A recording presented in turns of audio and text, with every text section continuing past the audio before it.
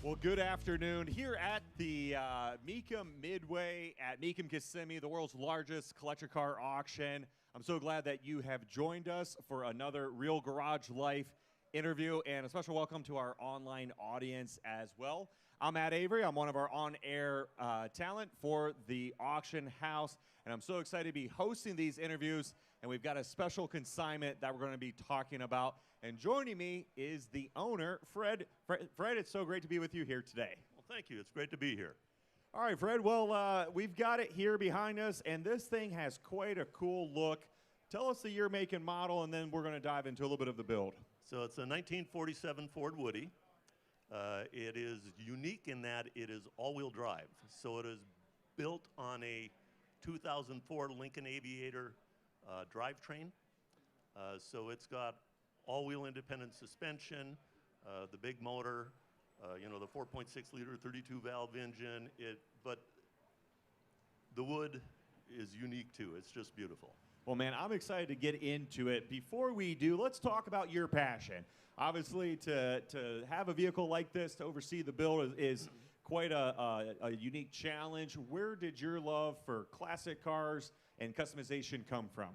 So I worked my way through high school and college, building cars and working in a garage. And it just kind of went from there. And then I got a real job and started working. And 25 years later, my 16-year-old daughter said she wanted a car. And I was not going to have a daughter who was going to be sold muffler bearings.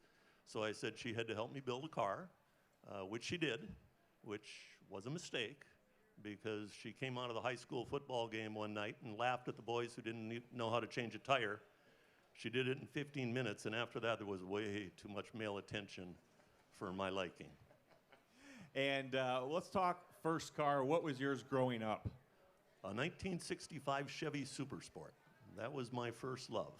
Very nice. And a little bit more about the story. Where did it come from? So it belonged to a security guard that worked for with my mom, and he had blown the engine. And so I knew how to fix that, and so I got it for next to nothing and did everything I could to make it the fastest car possible. It was always slower than my neighbors, but I tried. And any memories of where you would cruise to back in the day? I mean, was that a car you'd go to school or the local burger joint drive-in? I grew up in northern Minnesota, in Duluth, Minnesota, and so your cruising period there is pretty short. It runs anywhere from like May to maybe September. But yeah, you cruise down in Duluth, you'd go down to Park Point, which is the local beach area, cruise out to the A&W's, which is the local, kind of A&W root beer stand, things like that. And then just, there was a lot of improper street racing at the time. Well, I think the expiration has expired. I don't think you'd be let off in cuffs today. And where's that car today? Any idea of where it might ended up? I believe that car is in a scrapyard because the young man I sold it to did not know how to handle a car with that much power. And I think he destroyed it within about 10 days, wrapped it around a tree. So from that first Super Sport, over the decades of driving and then collecting and modifying, have you kind of always leaned towards Chevrolet products, or it looks like you've kind of expanded beyond that? All over in terms of American. I haven't done anything foreign, but I mean Ford, Chevrolet, Buick. I mean, I'm working right now on a Dodge. So I mean, I'm all over the board. I'm not fixed on one manufacturer. We were talking backstage a little bit about this particular project, and you said that a previous geographic location kind of served as inspiration, it seemed like. Yes, I was in Southern California, and if you're going to be in the car scene out there, you got to have a Woody. And so I decided I was going to build one. And at the time, back in the early 2000s, a gentleman named Nick Alexander was the man. He had over 100. His collection was impeccable. I had met his wood person, knew him quite well. And so when I decided I was going to build a Woody, I called him up and I said, "Will you help?" And he said, "Sure." And that's where it started. And it seems like you've kind of gone a non-traditional route. A lot of those Woodies cruising around that Southern California, seems like the style is slam them low, throw the surfboards on top and kind of cruise the scene. You've taken a very different approach. Yeah, I mean, this was made to go out with a bunch of friends, family, drive down the coast, drive really anywhere, and have fun. And see, these are the kinds of friends you need right there. This is moral support for me. But I was going to ignore you, but then I figured I had to acknowledge it. But yeah, that's the way what it was built for. I mean, I used to build what I call go-fast cars. And at this point, it was much more fun to have that car where you can pile the kids in, you pile, some couples, and you go somewhere and have fun. And where did this particular vehicle come from? Any idea of the ownership history prior before it came into your hands? I knew the original owner. I bought it from, believe it or not, the original owner, who had parked it in Orange County outside back in like the 50s. And he was close enough to the beach and the ocean that everything was rotted. I mean, the wood was unusable. The frame was unsafe. There was nothing you're going to do with it. But it had everything I wanted. It had all the hard parts, all the latches, all the brackets, all the things that are hard to find in a car that hasn't been manufactured for over 50 years. It had all of that. And so it was the perfect sort of canvas, if you will, for me to build what I wanted to build. Wow. And has that original owner seen what you've been able to do with his other previous vehicle? I'm sure he is not. Well, let's dive a little bit more into the specs, because it's got, as you touched on earlier, kind of a unique powertrain and four-wheel drive system. Yes, it's based on a Lincoln Aviator, 2004 Lincoln Aviator, and it is all-wheel drive. The purpose being I wanted something where I could go anywhere, and that includes dirt roads. One of my friends lived up on the top of a dirt road, and so I wanted something where I didn't have to worry about it. I could jump in it, go anywhere, do anything. If I wanted to, I can ride on a beach. I'm never going to get stuck. It just was a fun car. It was very different than anything I'd ever done before. Was it hard to make it all work in terms of, I would imagine there's a size difference. Did you have to channel or chop or cut any of the body?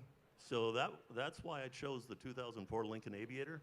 I believe the size difference was maybe 1/4 inch in length and spot on for width. So there was very little modification to the body. It was more modifying the frame to make sure that the mounting points would be right. And then you also had to spend a considerable amount of time making sure that you had everything squared, because you don't want the car going down the road kind of like this, right? So that took a lot of time and effort, but it worked. And of course, as you mentioned earlier, one of the most distinct qualities of this type of vehicle is that wood. What type is it, and what steps were taken to get that back to that former glory? So maple and mahogany, and it is, there's a group out of Cincinnati, he no longer does it, named Cincinnati Woodworks, who would make parts or kits. And so he's the one who made the original wood, and then you have to fit it to the vehicle. And then fitting it is actually the easy part. The hard part is then putting the varnish on it. So unlike a lot of, I'd be willing to bet most of the Woodies you see here will be using polyurethane. This is made the same way it was made back in the 40s. So only thing, a lot more of it. So it has 12 coats of marine varnish. So you start with 5 coats, then you start sanding, then you put on more and sand and more until you get up to 12, and then you polish. And as a result, you end up with wood that looks like it really is more like furniture than wood. I thought you were going to say the hardest part is maintaining, not the installation, but maintaining that nice shine and quality. No, that's actually easy because it's been polished the way it's polished and the way it's kept. And it doesn't see rain. I haven't had it out in the rain. It's very easy to maintain, actually. And then when it comes to the interior, did you bring any of that late model Lincoln inside, or did you leave it pretty much stock? All the seats and all that are actually original, but there was a guy, Jack's Upholstery in Van Nuys, California, who specializes actually in Mercedes and Rolls-Royce interior.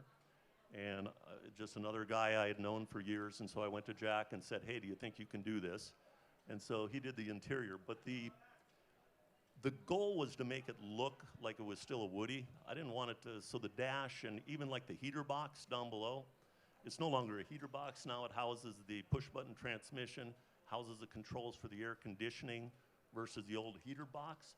But that was what I was going for, was that original kind of look, so that if a person walks up to it, I mean, they may say, geez, this does look like the four-wheel drive Woodies they made back in the 40s.